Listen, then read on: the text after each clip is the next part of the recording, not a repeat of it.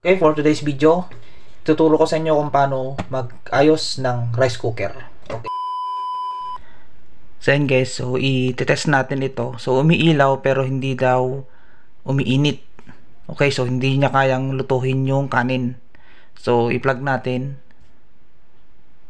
Ayan. So yun, naka-plug na. Ngayon guys, umiilaw ito. Pero kapag ginagamit nila, hindi daw masyadong umiinit. Okay, so ano nga ba yung kadalasang nasisira kapag ganito? So test natin yan.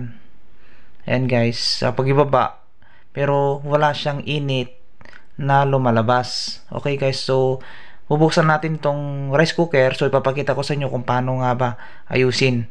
So ito yung mga kadalasang nangyayari sa rice cooker kapag hindi siya umiinit masyado or hindi niya kayang lutuhin ang kanin. Okay?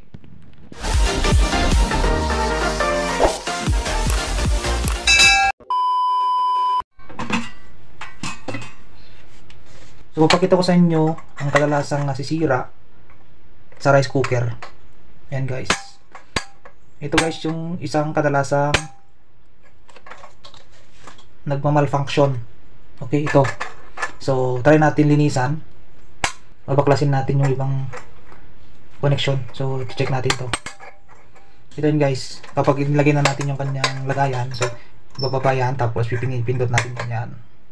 Tapos, dumidikit na yung kanyang switch dito. Yung kanyang main power. Ayan. Ito yung kanyang main power. Yan yung nagpapagana. Ayan o.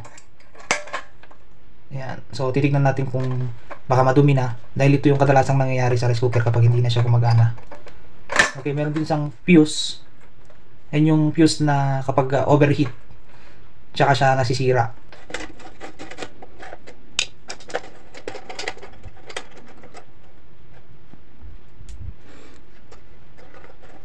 Okay, so makikita nyo dito yung meron silang pagkapatong-patong. Okay, so tandaan nyo yung kanyang pagkasunod-sunod. Ayan. Ito yun guys yung sinasabi ko. Ayan.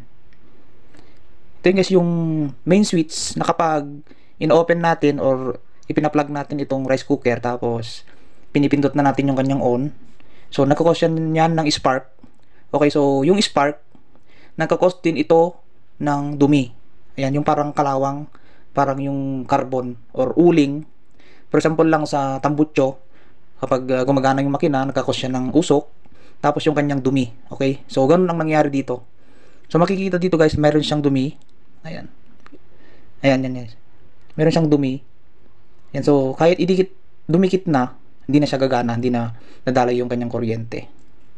Okay, so, ang gagawin natin, gamit lang tayo ng panlinis, liha, or kung ano pang available, basta matanggal lang yung kanyang dumi. Okay, so check na rin natin yung isa, yung kanyang kadikit. Matanggal yan, kailangan lumabas yung kanyang tanso.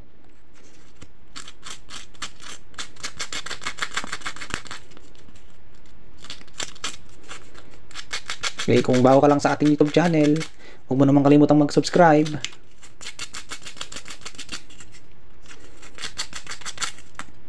Okay, yung isa naman.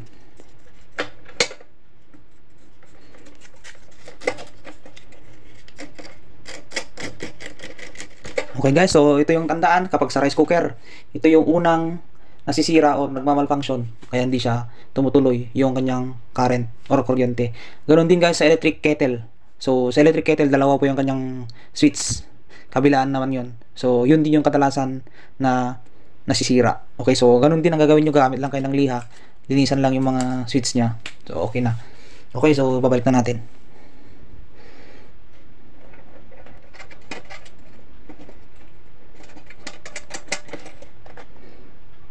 Pala nito guys, ano, so kailangan itong sa taas saka yung sa baba magkatapat silang dalawa.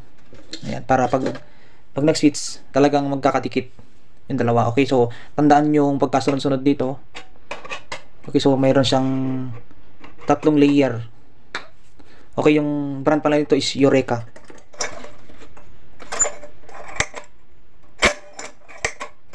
Ayan. Okay, so titest na natin to.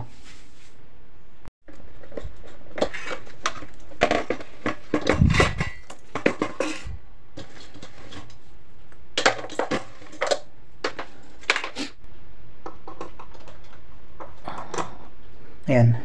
Okay, yan na yung cook. So, umiilaw na yung kanyang cook. Siyempre, titest natin yung kanyang switch. Okay. And guys, so, dalawa lang yung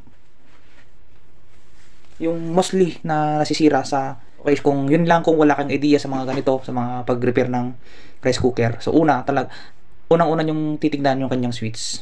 Okay, so, kung wala talaga switch, inayos nyo na, lilinisan nyo na, wala pa rin, wala pa ring power. So, sa fuse, okay, nakita nyo yung fuse kanina, yung kulay puti. Ulitin ko guys, okay, pag wala kang idea, siyempre ito, nalinisan na kanina. Okay, so, ito yung unang lilinisan. Tapos guys, pag wala naman, hindi pa rin gumana, itong yung kanyang fuse. Okay, so, baka dito yung kanyang sira. Okay, so, paano nga ba malalaman kung sira ang kanyang fuse? Okay, so, pwede kayong jumper. Okay, so pwede nyong irekta. Okay, sa mga makapapanood nito, gawin nyo lang ito sa mga may idea lang. So hindi ko nire-require na kapag nag-repair kayo ng ganito, so may safe pa rin pag ipakita nyo sa technician kapag dito na ang inyong ginalaw. Okay, so paano nga ba? Okay, so sa mga may idea, so pwede kayong mag-jumper dito direct. So yan, sa AC, diretso dito sa terminal na to. Okay, so ang gagamitin nyo na lang yung manipis na wire para malaman nyo kung sira itong fuse. Ayan, ida-direct nyo na lang dito. Kuha kayo dito ng maliit na wire, ilagay nyo dito sa kanyang terminal. Tapos kapag gumana guys, so umilaw siya, so ibig sabihin itong fuse ang sira. Okay, sa mga naka-experience nito, either ang kanyang switch or kanyang fuse.